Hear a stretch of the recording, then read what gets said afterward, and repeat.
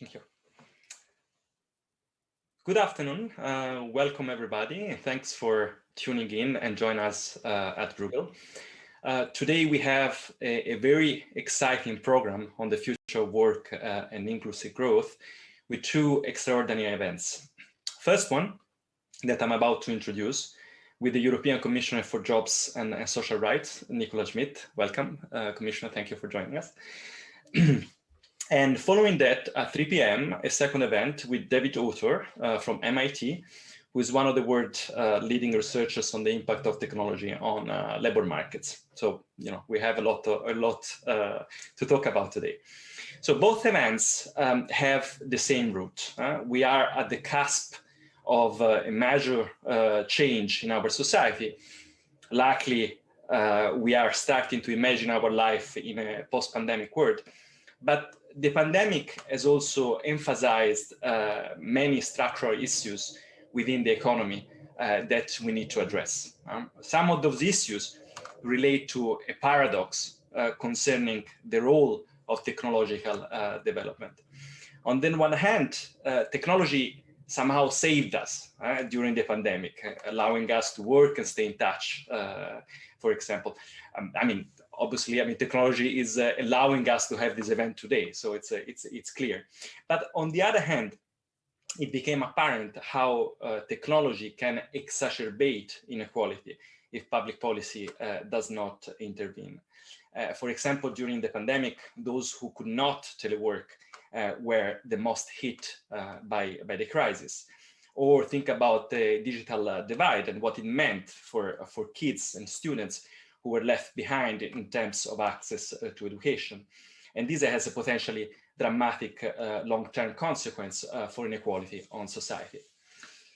Now, if you consider the platform economy, that really epitomizes this paradox. In many ways, platform workers were essential during the pandemic, but they were also the ones on the front line, often vulnerable and left with no institutional protection. Now, the European Commission has recently become very active in the platform workers space. And more generally, the Commission is working to ensure that technology creates prosperity, but also to reduce asymmetries in how that prosperity is shared by the members of society. So the angle that we are taking today, which is really at the root of both the debates that we will have, is really how can technology empower workers and play for them instead of playing against them or replace or harming them in any way. So it is especially for that reason that it's not the only reason, of course, but especially for that reason that it's an incredible honor for us to host today Commissioner Schmit, who kindly accepted to spend some time with us and share his views and plans on these topics. Commissioner Schmit needs no introduction. He has an outstanding background.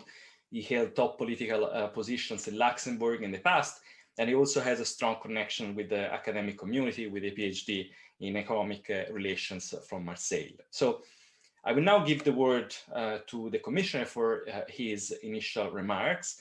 And after that, we will have an opportunity to ask him questions. I will start with some from my side. That's a little bit the privilege of being a moderator, as usual.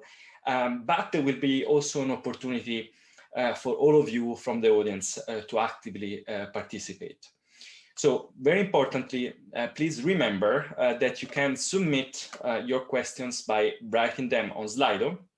You should see the indication on the screen, and I will do my best to read them and propose them to the Commissioner. So with that, Commissioner, the floor is yours. Thank you very much for joining us today. Yes, thank you very much for inviting me. Good afternoon, Mario. Good afternoon, all the participants in this very topical conference. I think that I had already this morning an interesting exchange with the European Parliament on artificial intelligence and the impact of artificial intelligence on the labor market. So I think this transformation of the world of work through digitalization is indeed a very hot issue, and a lot of discussions are going on. Now, as you know, we all recognize, and you have said it at the beginning, the benefits of digitalization. And probably if we had not had this acceleration of our digital capacities, the present or the crisis linked to the COVID pandemic would have been much worse, because a lot of services, a lot of activities could indeed go on, and we could communicate, we could organize webinars, exchanges, thanks to this digitalization, but also a lot of other services were provided thanks to digitalization and also through platforms. So I think now digitalization has become one of our daily reality of our economy, of our world of work, of our daily life, finally. And the question is, well, what does this mean for people working in the digital sector, and especially on platforms? Now, in terms of numbers, platform work is also a growing phenomenon, with around 24 million people in the EU, which represents about 11% of EU workforce, who have provided services through a platform at least once a year. So this is also gives us some indication. The numbers are growing, but not all the people work all the time on platforms. So this is also a factor how this platform economy works. A second aspect, which certainly is important for Europe and for the European Union, especially also for the need to find perhaps some common ground, is that 1/3 of EU-based platform work is estimated to be cross-border. So if it's cross-border, we need also some kind of European-wide regulation. We need also a level playing field, and we will see that this level playing field is not yet there. Platforms are creating opportunities for those who are working on platforms for additional revenue and more flexibility, including for people who might have otherwise been excluded from traditional labor markets, such as people with disabilities, with caring responsibilities, or migrant workers. And I think there are about 17% or around 20% of those working on platforms are migrant workers. So in a way, the platform is representing their possibility to enter the labor market. But at the same time, people working through platforms are often unable to claim core labor rights or access adequate social protection. And this is the other side of the coin, because if platforms are really responding to an increasing demand in our economy, in our society, there is the other aspect, which is the change of the nature of work. And here we can say that in many cases, platforms also increase the precariousness of people working on platform. Now, the COVID-19 crisis has, in a way, aggravated the situation. You have said it at the beginning, many businesses have been helped by platform work to keep afloat, but the precariousness of platform work has also become more visible. And partly it has become more visible because the demand of those ready to work on platform, or the number of those ready to work on platform, has increased, and certainly the conditions created by the platform has not improved, because finally they were facing an increasing demand of potential platform workers. On the other hand, the use of algorithmic tools by platforms to manage and monitor the work process without human oversight and accountability may put the worker in a very vulnerable situation in case algorithms decisions are discriminatory or against basic labor rights. And we know that algorithms finally they reproduce what they are filled in. So if they are fed with biases, they will reproduce biases, and this is a major issue on discrimination, and the second one is that, well, if there is an automaticity through these algorithmic tools, the worker has no person really to correspond with and to defend his or her rights. The cross-border character, which I have already mentioned, of certain digital labor platforms, puts questions on the coordination of social security systems, since it becomes difficult to know where the worker is placed and where the work is truly performed. So this is very often the case also for platforms, online platforms, and not localized platforms. Now, what are the ideas of the Commission? First, given this situation, given the fact that we believe that we need to create this level playing field, the President of the Commission has immediately in a program announced that we will deal with the working conditions of platforms. So this is what we have started to do, and we launched, by the way, a first consultation with social partners, which has been completed, and we are about to launch the second one. So what do we want to do? We do not want to limit the expansion of platforms, because, well, platforms really respond to a demand in our society, because we are now accustomed to the functioning of platforms.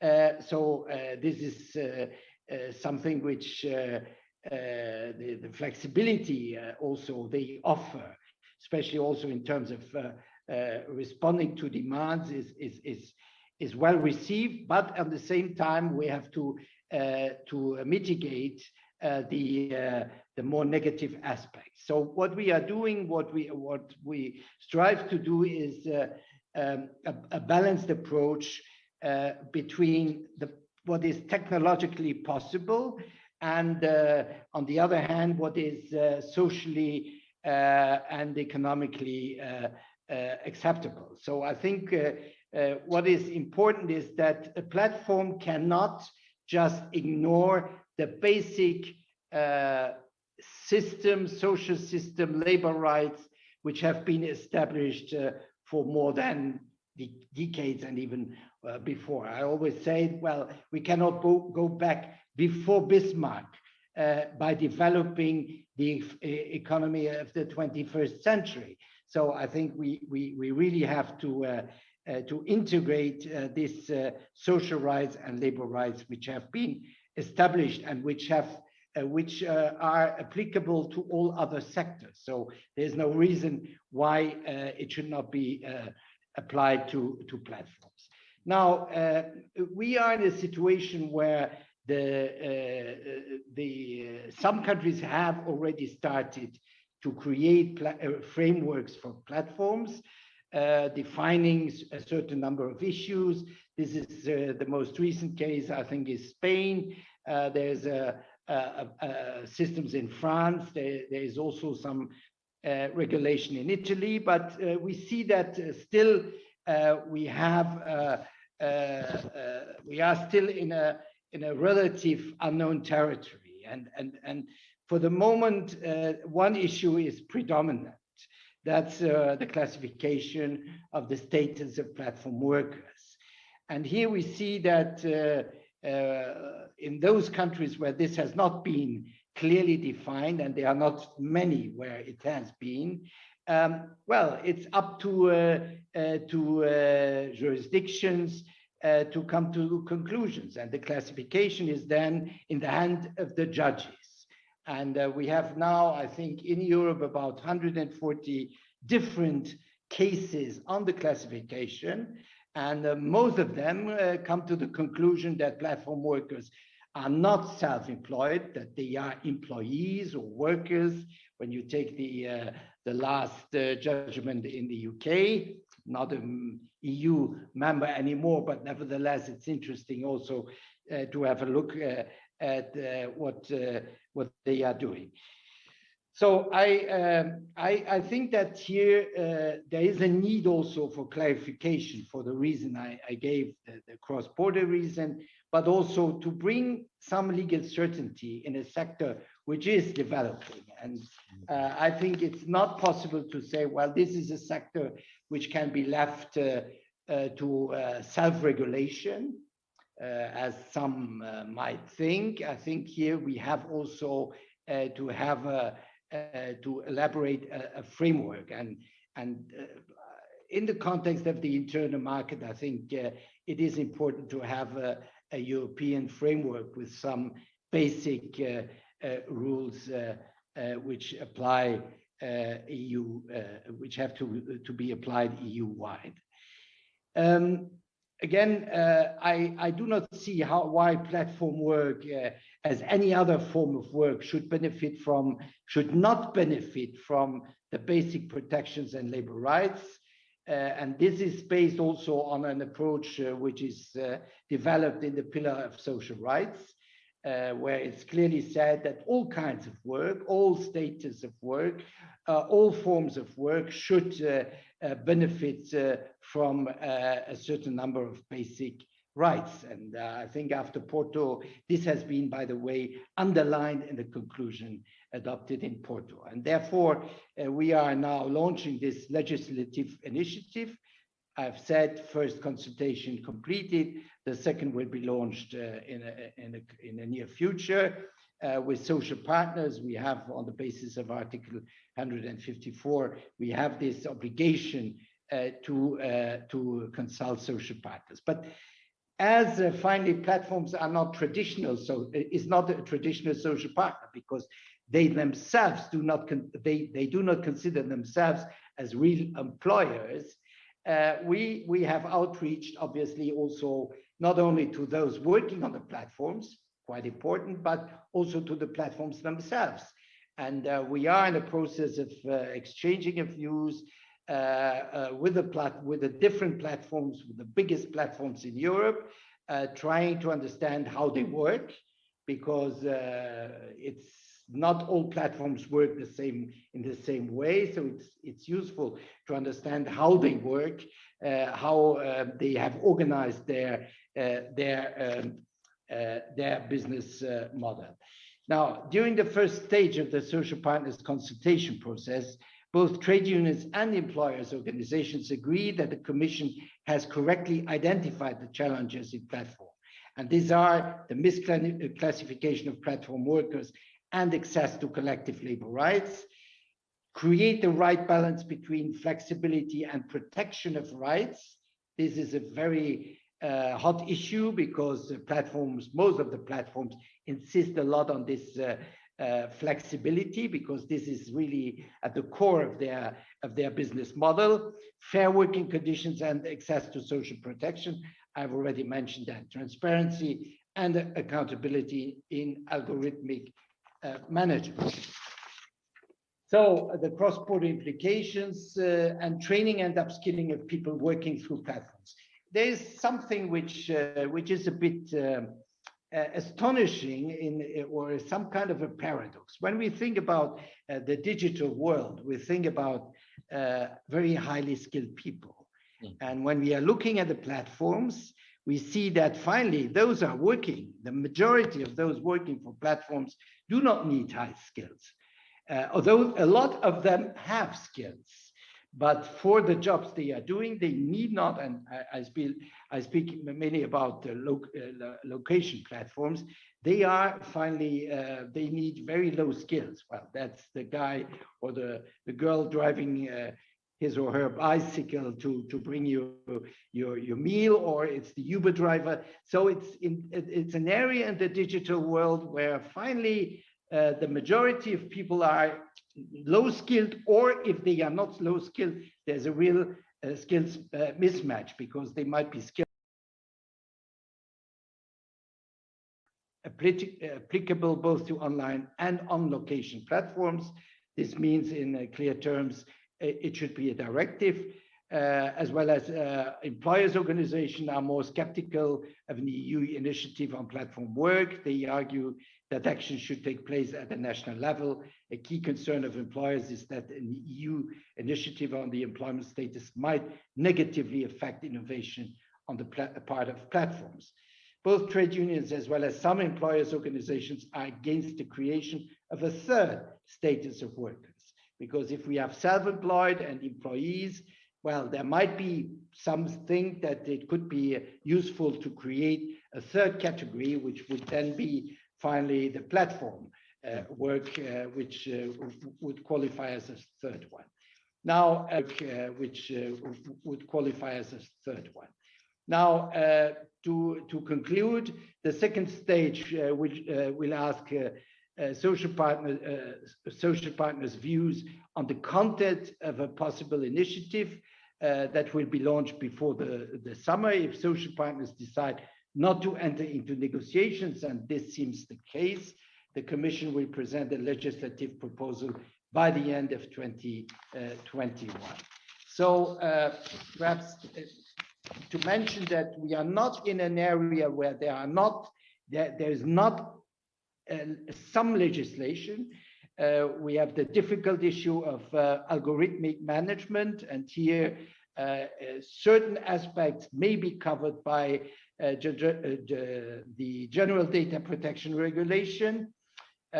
We have the Digital Services Act and Digital Markets Act also, which are linked to the platform work. We have Transparent and Predictable Working Conditions Directive, which covers also the workers in atypical working conditions. And we have a recommendation on access to social protection, which covers not just workers, but also self-employed. So these are elements which show that in a European context, we have already some elements of a framework for the platform economy. But I think that now the time has come. And by the way, it's not just in Europe. We have seen that in other parts of the world, in the US, even in California, there have been laws on platform work. And I'm sure also that with the new administration in the US, after the first contact we had, showed that there is also here the intention to create such framework.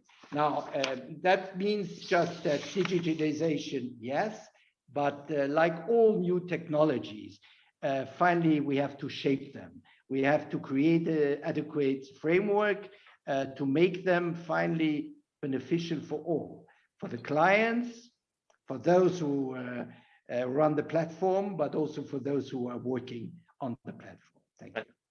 Thank you very much, Commissioner. This was like really, really good. I mean, like you covered so many topics. So, and we just have 20 minutes, and I really would like to ask you a lot of questions. I see, people from the audience are also submitting the questions. So let's try to, I will try to shoot some, and let's try to make it as lively as possible in order to address as many as possible questions.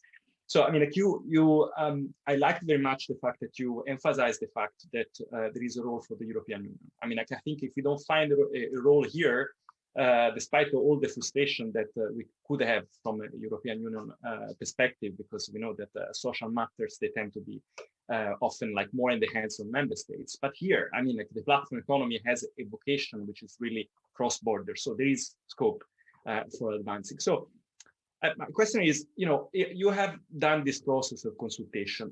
So you are kind of forming your ideas, and you touch upon the point of, whether we need a new kind of model in order to protect workers, to establish, for example, their status, or whether we need to just extend the tools that we have, the institutional tools that we already have. maybe we just need to consider certain kind of platform workers, and we know that the category is very heterogeneous, as you said. But maybe we just need to use the tools that we have already and extend them to platform workers, or we need new models. So my question is, on the basis of what you have seen in the consultation, do you think that we can use all the instruments, or we need new ones? And the second question related, so that okay, what is in your priority list? What do we need to ensure to platform workers? Do we need to ensure that they have access to minimum wages, that they have paid sick leaves and this kind of things that, as you mentioned, in California were not contemplated in Proposition 22. So, what is in your priority list on the basis of what you learned through the consultation process? Well, I'm the first thing we learned is that probably it would not be the right way to create some kind of a new category of self-employed worker, which would then be the platform worker. I have the impression that on the employer side, as well as on the labor side, this is not really what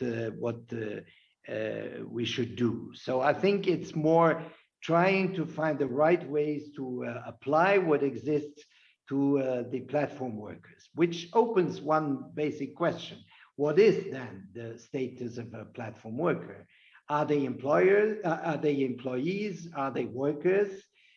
And you know that there is a long debate in the European Union on the definition of worker, and we cannot just would be very risky to enter into this kind of definition, because the definition is very much linked to the national context. So we have to leave this definition aside.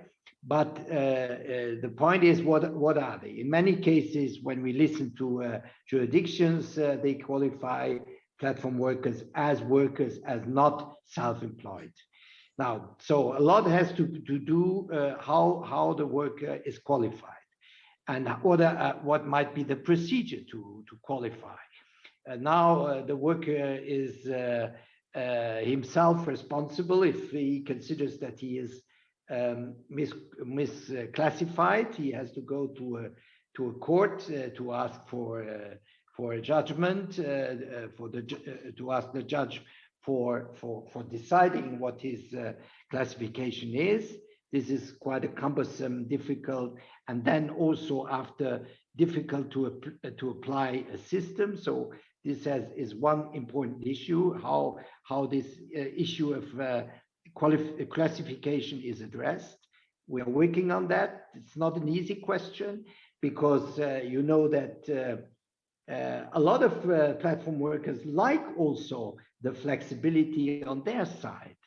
They like to have the choice when they work, when they can work. On the other hand, most of them also would like to have some better protection in terms of social security, health. And we have seen in the pandemic now that this might be a big issue when people do not have health insurance, for instance. Right. So these are issues which we have to we are working on. Yeah. And the fact is that we try to find the right system to apply to platform these basic guarantees. Right. Now, last point is on labor rights, and this is a strong demand also from the unions. Should platform workers, independently from their status, be able to negotiate with the platform eventually on their conditions, on their wage, so having a form of collective bargaining.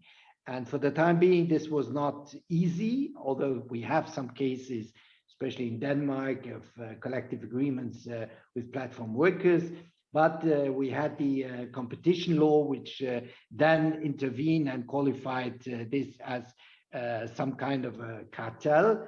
And therefore, we are now, the Commission is adjusting the competition regulation to avoid such a bit strange approach in terms of this right. So this is an important right for platform workers to be able to negotiate collectively for the different conditions of their working conditions. Right, that's very important. Thank you for mentioning that. So let me, I'm gonna do this. I'm gonna merge a little bit the questions that I had in mind with those that I received from the audience. So in order to speed up a little bit. Still on the platform workers. So you said that self-regulation is probably not enough. I think it's a fair assumption based on also on what we have seen on other files, the DMA, the SA, etc. I think we need a more proactive approach from the institutions. But I see also a question from the audience. So, but is there like something that tech enterprises and private sector more broadly can come to do to support platform workers? So what is the role, the proactive role, let's say, from the side of the business in order to address the issues that we see in the platform workers, in your view? Just a reaction.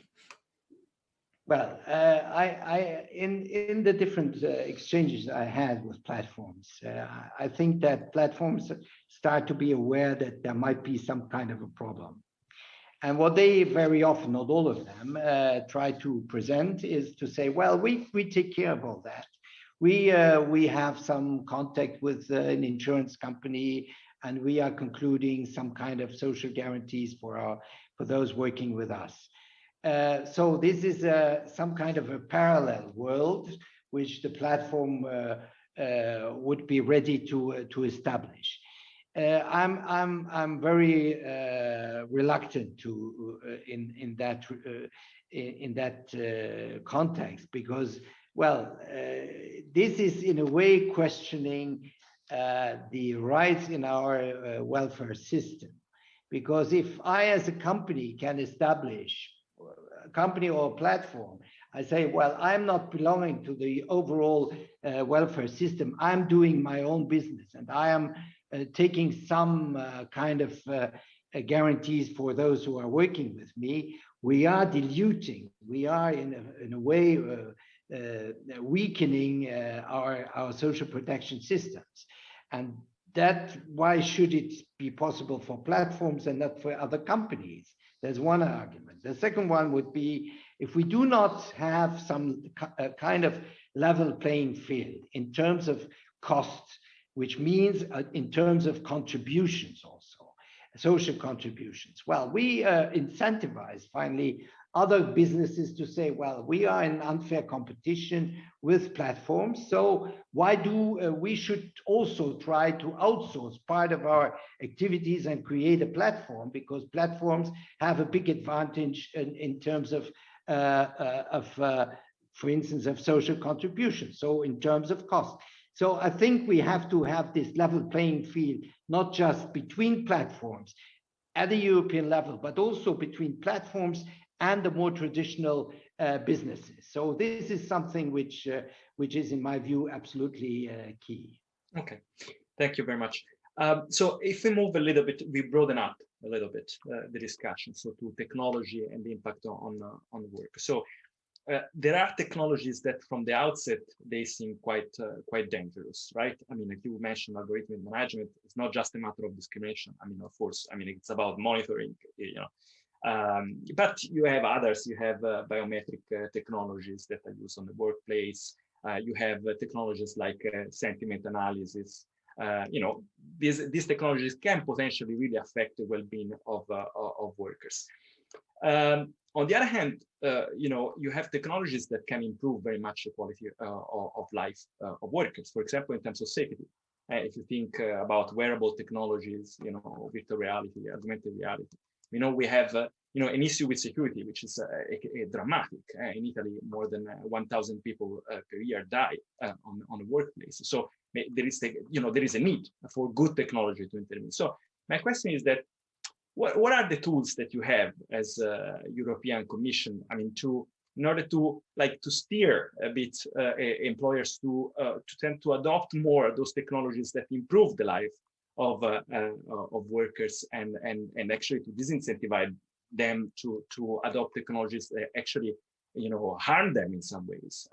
So it's just a matter of guidance, or you have some, subsidies, regulation. What can you use? What is the instrument that you think it's more effective in order to have a technology that really plays in favor of workers more than against them, because it's both? Well, I think here we are leaving a bit the world of the platforms, because this means that certainly what is applied now to platforms is also applied in many other activities, in many other companies. And this is the role of algorithms in managing finally your workforce. And here, this is a question, certainly artificial intelligence, you have said it, can be very helpful to prevent accidents, also to replace through robotization, automation, very routine work or very difficult work having a negative impact on the health of people. So these are very positive developments. And I think here companies certainly will do that, because if they can prevent accidents, well, they will do it. Certainly you can enhance this by helping them financially, or sometimes also increasing the health and safety regulations. That's what we are doing, having better and stricter health and safety regulation.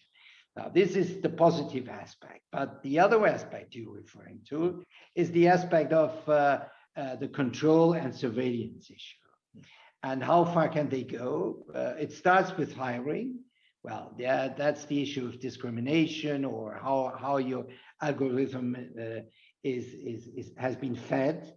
But then there is the question of how far can you accept that people are permanently controlled, under surveillance, and what are the consequences of that? You even mentioned also the more face and emotional control. You know that you can now read the emotion of people and try to interpret these emotions. I think these are very dangerous evolutions, because this at the end creates an environment in companies which is not an environment of respect of the personal rights, of personal freedom, and this becomes a very authoritarian system. And we know that in the world now, there are systems, regimes who use these possibilities, not just in the economic sphere, but overall to control, to have a total control on their citizens. So what I do not want for the citizens, because that's absolutely in contradiction with our democracy, I cannot want it for the workers, because the work, the world of work should also be a world where personal rights, personal data are respected. The world of work is not something which is aside and where other rules apply than in normal in our normal democratic societies. Yeah. And here we have to have, especially in relation to algorithms and artificial intelligence, we have to have stricter regulation. What is possible? What should not be done? What are the rights of workers? I mentioned the GDPR, which is a good start, but which does not cover all the technological possibilities which already exist. And this is something we have to hurry up, because technology is going very fast, you know, and the possibilities of technology are increasing. And technology is neutral. It's the way how you handle technology and to which purpose you use technology, which might be the problem. And therefore, we have to shape the use of technology based on values, based on our principles. And this is the issue. And this, I think, is some kind of a European model. We do not want a totalitarian system where everything is controlled, neither in my private life nor in my professional life. There has to be spaces of liberty, spaces of freedom, and of respect of my personal rights. And that's what we have to make sure. This is connected also to what the Commission has initiated with its proposals on artificial intelligence. Does it go far enough? No, we have to go some further steps more, but this is a very important issue. Okay, thank you. I mean, like, this is what really was what I wanted to know. We really have just 5 minutes. I mean, I need to ask you this question. So in the post-pandemic world, work will look very much different, right? I mean, like, we have seen telework during the pandemic. 83% of employers say that the shift to remote work has been successful. A majority of employees would like to retain some of the flexibility that they had during the pandemic somehow. I mean, like, they miss probably the workplace, but they also would like to maybe work 2 or 3 days from home during the week. So my question is that is Europe prepared for that shift? And because it doesn't come easy. I mean, to have hybrid work, to have workers that are working remotely and workers that are on premise, and blending them at the same time. You need to protect workers. There are new challenges. I mean, that need to be addressed. So my question is also in terms of geographic mobility. Workers can, are remote, and they can move maybe across Europe and work from, from Portugal for the European Commission. I don't know. So, I mean, what is the European Union ready to face that challenge? Or what is in your mind to do?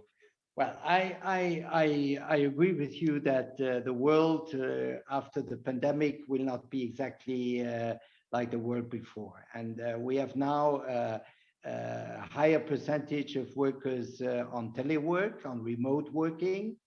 And we have to find the right balances also here. First, well, there are workers who cannot be on telework.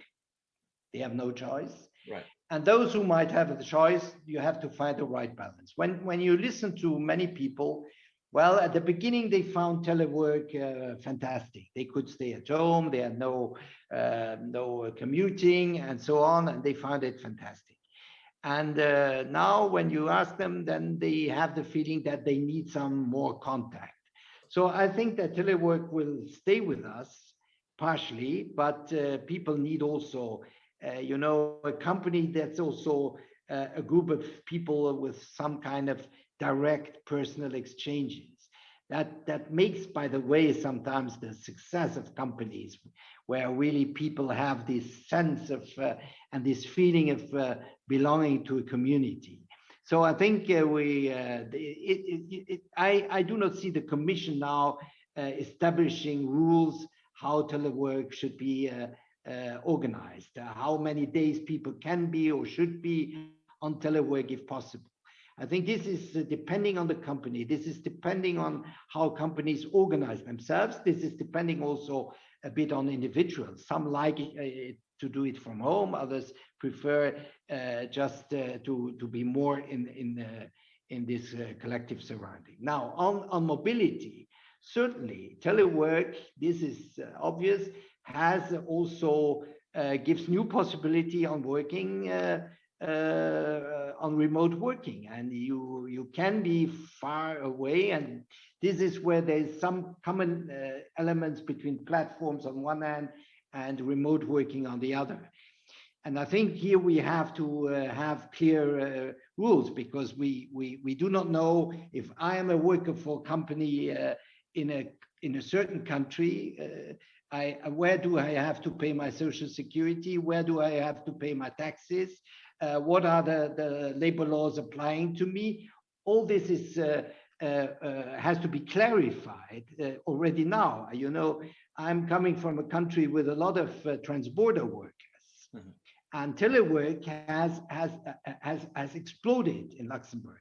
More than 60%, being a service economy, have worked at one stage on telework. And this has created problems with rules on taxation, with rules on social security. So I think we have to look at that. This is what Europe should do. But now on the level of the company, this has to be sorted out by the company with social partners, with trade unions, to find the right balance for the people on one hand and for the organization of the company on the other.